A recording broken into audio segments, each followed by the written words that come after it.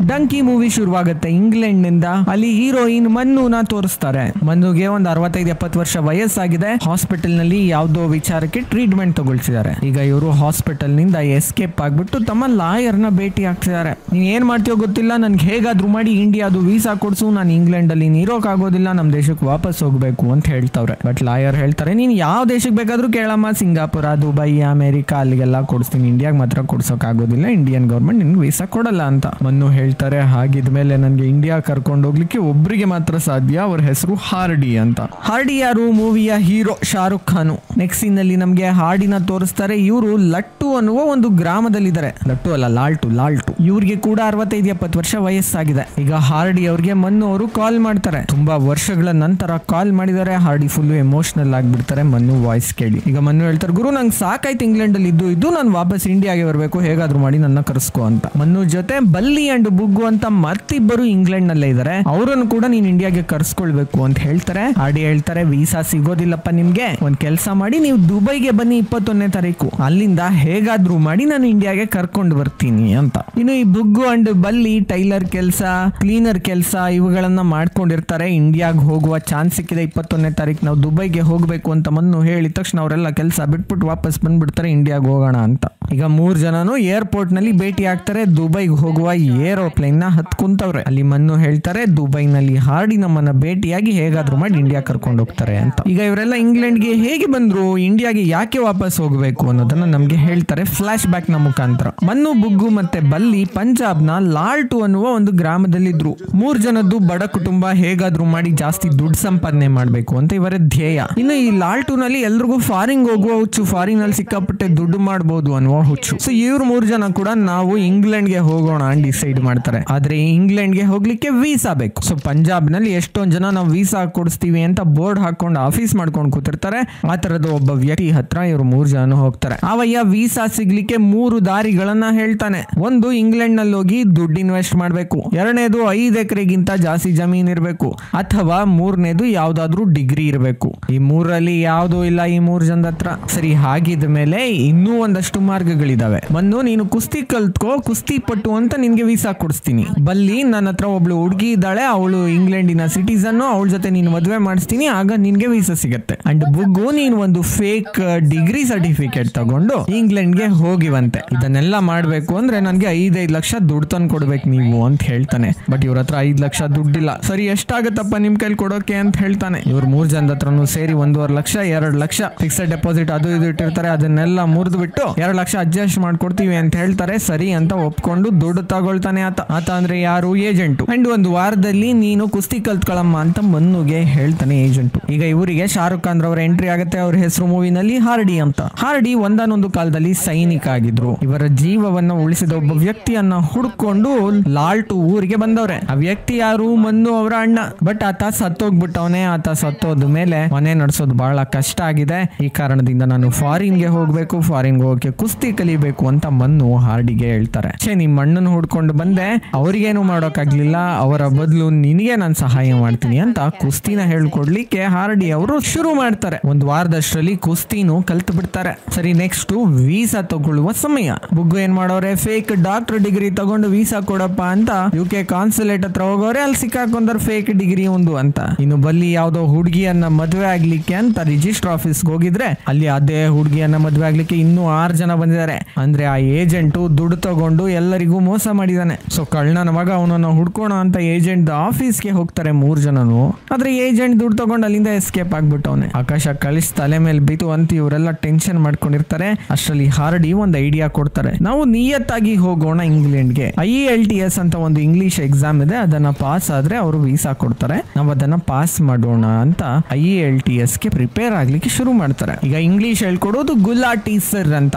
ಇವ್ರ ಕ್ಲಾಸ್ ನಲ್ಲಿ ಸಿಕ್ಕಾಪಟ್ಟೆ ಸ್ಟೂಡೆಂಟ್ ಗಳಿದ್ದಾರೆ. ಎಲ್ಲರೂ ಇಂಗ್ಲೆಂಡ್ ಹೋಗ್ಬೇಕು ಅಂತ ಅನ್ಕೊಂಡಿರೋರೇನೆ. ಅದರಲ್ಲಿ ಸುಕ್ಕಿ ಅಂತ ಮತ್ತೊಬ್ಬ ಲೀಡ್ ಕ್ಯಾರೆಕ್ಟರ್ ವಿಕಿ ಕೌಶಲ್. ಅವರ ಜೊತೆಗೆ ಹಾರ್ಡಿ, ಮನ್ನು, ಬುಗ್ಗು ಅಂಡ್ ಬಲ್ಲಿ ಇವರು ಸೇರ್ಕೊಳ್ತಾರೆ. ಈ ಸುಕ್ಕಿಗೆ ಹೇಗಾದ್ರೂ ಮಾಡಿ ಇನ್ನ 90 ದಿನಗಳಲ್ಲಿ ಇಂಗ್ಲೆಂಡ್ಗೆ ಹೋಗ್ಬೇಕಾಗಿದೆ. ಯಾಕೆಂದ್ರೆ ಸುಕ್ಕಿಗೆ ಒಬ್ರು ಗರ್ಲ್ ಫ್ರೆಂಡ್ ಇರ್ತಾರೆ. ಬಟ್ ಯಾವನೊಬ್ಬ ಫಾರಿನರ್ ಬಂದ್ಬಿಟ್ಟು ಗರ್ಲ್ ಫ್ರೆಂಡ್ ನ ಮದುವೆ ಆಗಿ ಇಂಗ್ಲೆಂಡ್ಗೆ ಕರ್ಕೊಂಡು ಹೋಗ್ಬಿಟ್ಟವ್ರೆ. ಆದ್ರೆ ಮದುವೆ ಆದ್ಮೇಲೆ ಗರ್ಲ್ ಫ್ರೆಂಡ್ಗೆ ಕಾಲ್ ಮಾಡಿದ್ರೆ ಅವ್ರು ಹೇಳ್ತಾರೆ, ನನ್ ಗಂಡ ನನಗೆ ಸಿಕ್ಕಾಪಟ್ಟೆ ಹೊಡಿತಾನೆ, ಹಿಂಸೆ ಕೊಡ್ತಾನೆ, ಆದಷ್ಟು ಬೇಗ ನೀನ್ ಇಲ್ಲಿಗೆ ಬಂದು ನನ್ನನ್ನ ರೆಸ್ಕ್ಯೂ ಮಾಡು, ಇಲ್ಲಾಂದ್ರೆ ನಾನು ಸತ್ತೋಗ್ಬಿಡ್ತೀನಿ ಅಂತ. ಈ ಕಾರಣದಿಂದ ಕಾರಣದಿಂದ ಸುಕ್ಕಿ ಹೇಗಾದ್ರೂ ಮಾಡಿ ಇಂಗ್ಲೆಂಡ್ಗೆ ಹೋಗ್ಬೇಕು ಅಂತ ಡಿಸೈಡ್ ಮಾಡೋರೆ. ಸರಿ, ಇಂಗ್ಲಿಷ್ ಕಲಿಯೋಕೆ ಶುರು ಮಾಡ್ತಾರೆ. ಬಟ್ ಇಂಗ್ಲಿಷ್ ಕಲಿಯೋದು ಕಷ್ಟ ಆಗುತ್ತೆ. ಸೊ ಇವ್ರು 4 ಜನ ಏನ್ ಮಾಡ್ತಾರೆ, ಒಂದು ಶಾರ್ಟ್ ಕಟ್ ಅನ್ನ ಹುಡುಕ್ತಾರೆ. ಅವ್ರು ಏನೇ ಪ್ರಶ್ನೆ ಕೇಳಿದ್ರು ನಾವು ಒಂದೇ ಆನ್ಸರ್ ಮಾಡೋಣ, 2 ನಿಮಿಷಗಳ ಕಾಲ ನಾವು ಮಾತಾಡಬೇಕಾಗಿದೆ, 2 ನಿಮಿಷ ಇದನ್ನ ಬಯಾಟ್ ಮಾಡ್ಕೊಂಡು ಹೋಗೋಣ ಅಂತ ಒಂದು ದೊಡ್ಡ ಪ್ಯಾರಾನ ಬಯಾಟ್ ಮಾಡ್ಕೊಂಡು ಹೋಗ್ತಾರೆ. IELTS ಎಕ್ಸಾಮ್ ಶುರುವಾಗುತ್ತೆ. ಬಟ್ ಎಕ್ಸಾಮ್ ನಲ್ಲಿ ಡಿಫ್ರೆಂಟ್ ಕ್ವಶನ್ಸ್ ಕೇಳ್ತಾರೆ. ಸೊ ಮನ್ನು, ಬುಗ್ಗು ಅಂಡ್ ಸುಕ್ಕಿ ಆ ಕ್ವಶನ್ ಗಳಿಗೆ ಉತ್ತರ ಕೊಡ್ಲಿಕ್ಕೆ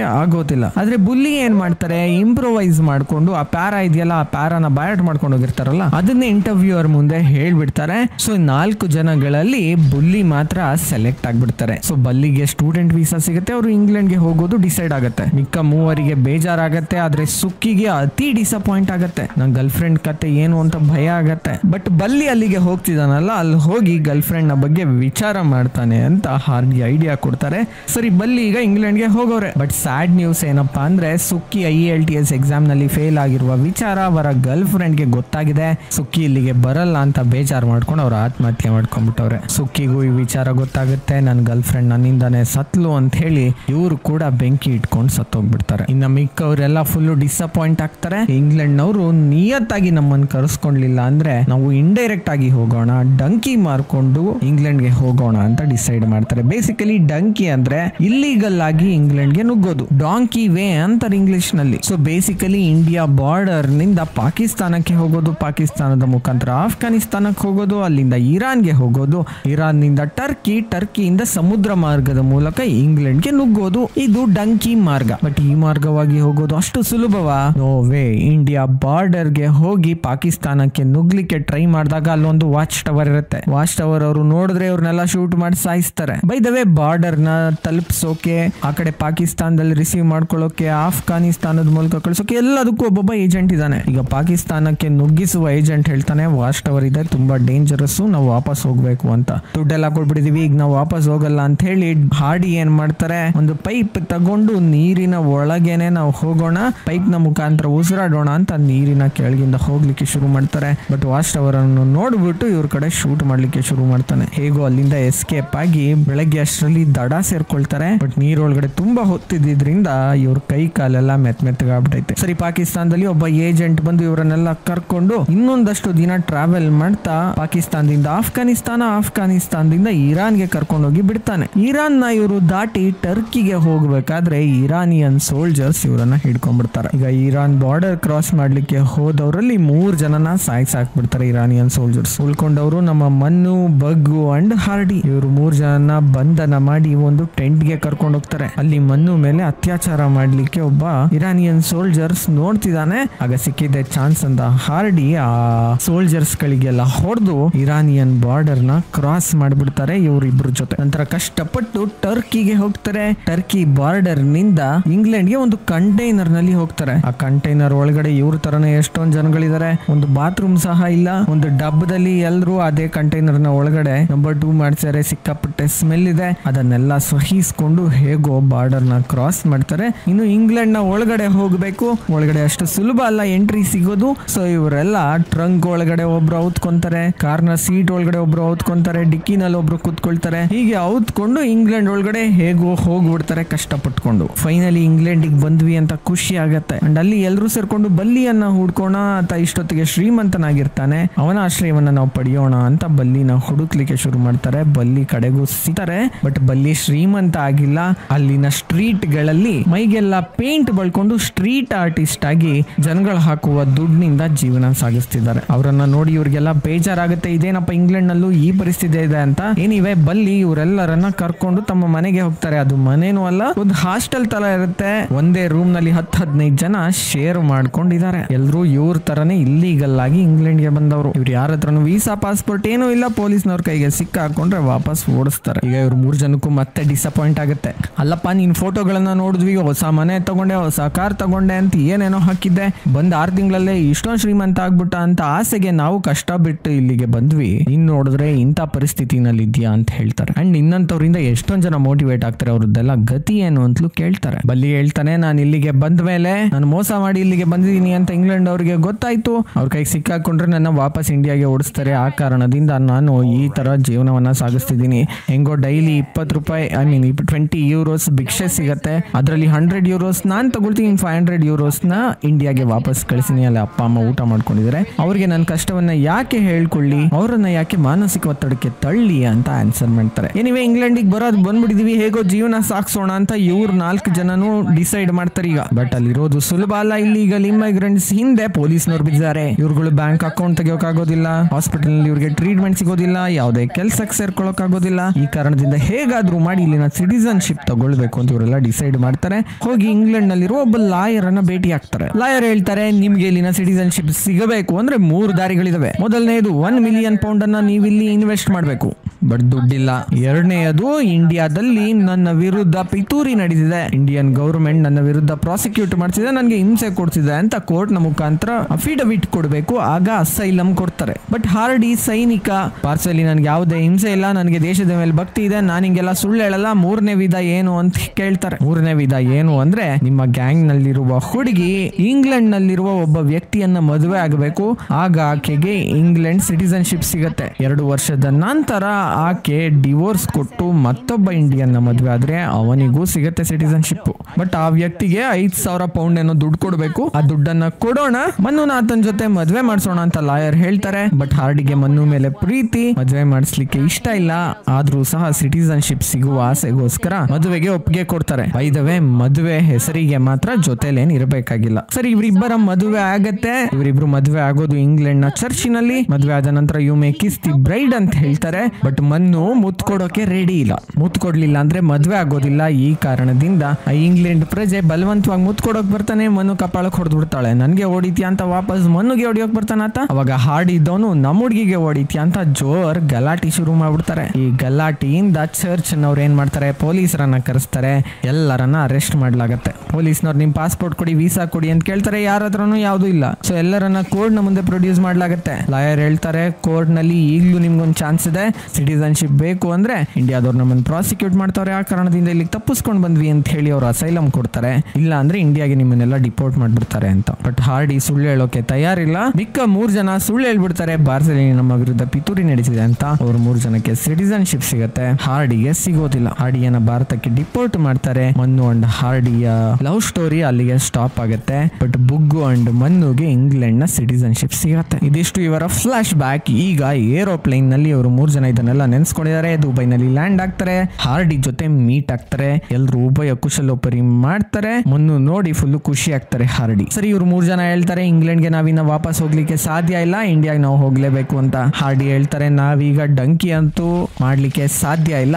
ಸೊ ಏರೋಪ್ಲೇನ್ ನಲ್ಲೇ ನಿಮ್ಮನ್ನು ಇಂಡಿಯಾ ಕರ್ಕೊಂಡು ಹೋಗ್ತೀನಿ. ಆದ್ರೆ ಏರೋಪ್ಲೇನ್ ನಲ್ಲಿ ಹೋಗ್ಲಿಕ್ಕೆ ವೀಸಾ ಪಾಸ್ಪೋರ್ಟ್ ಬೇಕು. ವೀಸಾ ಪಾಸ್ಪೋರ್ಟ್ ಇಲ್ದಲೆ ಏನ್ ಮಾಡೋದು, ಅದಕ್ಕೂ ನನ್ನ ಹತ್ರ ಪ್ಲಾನ್ ಇದೆ ಅಂತ ಹೇಳ್ತಾರೆ ಹಾರ್ಡಿ. ಈಗ ಹಾರ್ಡಿ ಗುಲಾಟಿಗೆ ಕಾಲ್ ಮಾಡ್ತಾರೆ, ದುಬೈನಲ್ಲಿ ಯಾರಾದ್ರೂ ಪರಿಚಯ ಇದೆಯಾ ಇಂಡಿಯಾಗೆ ನಮ್ಮನ್ನ ಕಳ್ಸೋರು ಅಂತ. ದುಬೈನಲ್ಲಿ ಒಬ್ರು ಪರಿಚಯ ಇದೆ, ಆದ್ರೆ ಆತನನ್ನ ನಂಬೋಕ್ ಆಗೋದಿಲ್ಲ ಅಂತ ಗುಲಾಟಿ ಹೇಳ್ತಾರೆ. ಎನಿವೇ ಒಂದ್ ಚಾನ್ಸ್ ಸಿಕ್ತಲ್ಲ, ಅದನ್ನ ನೋಡೋಣ ಅಂತ ಆ ಏಜೆಂಟ್ ಅನ್ನ ಭೇಟಿ ಆಗ್ತಾರೆ. ಅಂಡ್ ಗುಲಾಟಿಯ ಮುಖಾಂತರ made in India clothes, made in India news papers ಎಲ್ಲವನ್ನ ತರಿಸ್ಕೊಳ್ತಾರೆ. ಈಗ ಏಜೆಂಟು ಮತ್ತೆ ಹಾರ್ಡಿ ಅವರ ಪ್ಲಾನ್ ಏನು ಅಂದ್ರೆ, ಇವರೆಲ್ಲ ಮೇಡ್ ಇನ್ ಇಂಡಿಯಾ ಕ್ಲಾತ್ಸ್ ಗಳನ್ನ ಹಾಕೊಂಡು ಬ್ಯಾಗ್ ನಲ್ಲಿ ಇಂಡಿಯಾದು ನ್ಯೂಸ್ ಪೇಪರ್ ಗಳನ್ನ ಇಟ್ಕೊಂಡು ಇಂಗ್ಲೆಂಡ್ ಫೋನ್ ಗಳನ್ನೆಲ್ಲ ಎಸ್ತ್ಬಿಟ್ಟು ಇಂಗ್ಲೆಂಡ್ ಪಾಸ್ಪೋರ್ಟ್ ಗಳನ್ನೆಲ್ಲ ಎಸ್ತ್ಬಿಟ್ಟು ದುಬೈನಿಂದ ಸೌದಿ ಅರೇಬಿಯಾಗ ಹೋಗಿ ಅಲ್ಲಿಂದ ಒಂದು ಕಂಟೈನರ್ ನ ಮುಖಾಂತರ ಗುಜರಾತ್ಗೆ ಹೋಗೋದು ಅಂತ. ಸೊ ಯಾರಾದ್ರೂ ತಡೆದ್ರೆ ಕೂಡ ನಾವು ಇಂಡಿಯಾದವರು ನೋಡಿ ನಮ್ಮ ಹತ್ರ ಎಲ್ಲ ಇಂಡಿಯಾದು ಐಟಮ್ಸ್ ಇದೆ ಅಂತ ಹೇಳಿ ಇಂಡಿಯಾಗೆ ಹೋಗೋದು ಅನ್ನೋದು ಪ್ಲಾನ್. ಮನೆ ಹೇಳ್ತಾರೆ ಪ್ಲೇನ್ ಅಲ್ಲಿ ಕರ್ಕೊಂಡು ಹೋಗ್ತೀನಿ ಅನ್ಬಿಟ್ಟು ಮತ್ತೆ ಇಲ್ಲಿಗೆಲ್ಲ ಡಂಕಿ ಮುಖಾಂತರನೇ ಕರ್ಕೊಂಡು ಹೋಗ್ತಿದ್ಯಲ್ಲಪ್ಪ ಅಂತ. ಎನಿವೇ ಇವ್ರು 4 ಜನನು ಏಜೆಂಟ್ ಏನ್ ಮಾಡ್ತಾರೆ,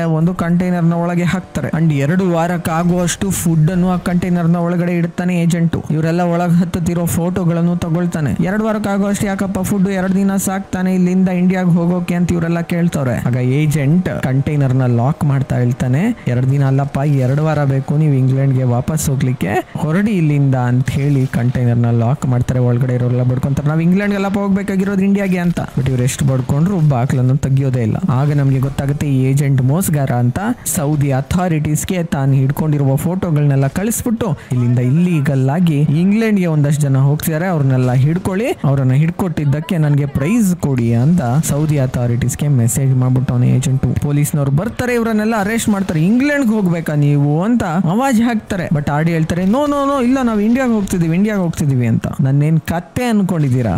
ನನ್ನ ಅಷ್ಟು ಸುಲಭವಾಗಿ ನೀವು ಯಾಮಾರಿಸ್ಲಿಕ್ಕೆ ಆಗೋದಿಲ್ಲ. ಯಾರಾದ್ರೂ ಇಂಡಿಯಾದವರು ಇಷ್ಟೆಲ್ಲ ಕಷ್ಟ ಬಿದ್ದು ಕಂಟೈನರ್ ನಲ್ಲಿ ಕೂತ್ಕೊಂಡು ಇಂಡಿಯಾಗೆ ವಾಪಸ್ ಹೋಗ್ತಾರಾ? ನೋವೇ, ನೀವು ಇಂಗ್ಲೆಂಡ್ಗೆ ಹೋಗ್ತಿದ್ರಿ, ಬಂದಿದ್ದೀರಿ, ಅದಕ್ಕೆ ಇಷ್ಟೆಲ್ಲ ಅರೇಂಜ್ಮೆಂಟ್ ಮಾಡ್ಕೊಂಡಿದ್ದೀರಾ, 2 ವಾರದ ಫುಡ್ ಅನ್ನೆಲ್ಲ ಇಟ್ಕೊಂಡಿದ್ದೀರಾ. ಇವಾಗ ನಿಮ್ಮನ್ನೆಲ್ಲ ಕೋರ್ಟ್ಗೆ ಪ್ರೊಡ್ಯೂಸ್ ಮಾಡಿ 2 ವಾರದ ಒಳಗಡೆ ನಿಮ್ಮನ್ನೆಲ್ಲ ಇಂಡಿಯಾಗೆ ಡಿಪೋರ್ಟ್ ಮಾಡ್ತೀನಿ, ಇಲ್ಲಾಂದ್ರೆ ನನ್ನ ಹೆಸರನ್ನೇ ಚೇಂಜ್ ಮಾಡ್ಕೊಂಡ್ಬಿಡ್ತೀನಿ ಅಂತ ಇವರೆಲ್ಲರನ್ನ ಕೋರ್ಟ್ಗೆ ಪ್ರೊಡ್ಯೂಸ್ ಮಾಡಿ ಇವ್ರು ಇಲ್ಲಿಗಲ್ ಆಗಿ ಇಂಗ್ಲೆಂಡ್ ಹೋಗ್ತಿದ್ರು, ಇಂಡಿಯಾಗೆ ಡಿಪೋರ್ಟ್ ಮಾಡೋಣ ಅಂತ ಜಡ್ಜ್ಮೆಂಟ್ ಅನ್ನ ತಗೊಂಡು ಭಾರತಕ್ಕೆ ಏರ್ ಟಿಕೆಟ್ ಅನ್ನ ಬುಕ್ ಮಾಡಿಸಿ ಇವರನ್ನ ಏರೋಪ್ಲೇನ್ ಮುಖಾಂತರ ಇಂಡಿಯಾಗೆ ವಾಪಸ್ ಕಳಿಸ್ತಾರೆ. ಬೈ ದ ವೇ, ಈಗ ಇವರೆಲ್ಲ ಹೆಸರನ್ನ ಚೇಂಜ್ ಮಾಡ್ಕೊಂಡ್ಬಿಟ್ಟಿದ್ದಾರೆ. ಅದ್ಯಾವತ್ತು ಇರಾನ್ ಬಾರ್ಡರ್ ನಲ್ಲಿ 3 ಜನ ಸತ್ತೋಗಿದ್ರಲ್ಲ, ಅವ್ರ ಹೆಸರನ್ನ ತಗೊಂಡಿದ್ದಾರೆ. ಇಂಡಿಯನ್ ಗವರ್ಮೆಂಟ್ಗೆ ಆ 3 ಜನರ ಬಾಡಿ ಸಿಕ್ಕಿರೋದಿಲ್ಲ, ಸೊ ಇವ್ರು 3 ಜನನೇ ಅವರು ಇರಬೇಕು ಅಂತ ಇಂಡಿಯನ್ ಗವರ್ಮೆಂಟ್ ಕೂಡ ಇವರನ್ನ ಅಕ್ಸೆಪ್ಟ್ ಮಾಡ್ಕೊಳ್ಳುತ್ತೆ. ಸೊ ಹಾರ್ಡಿ ಹೇಳಿದಂತೆ ಏರೋಪ್ಲೇನ್ ನಲ್ಲಿ ಇಂಡಿಯಾಗೆ ಹೋಗ್ತಾರೆ. ಇದೆಲ್ಲ ಹಾರ್ಡಿ ಅವರ ಮಾಸ್ಟರ್ ಪ್ಲಾನು.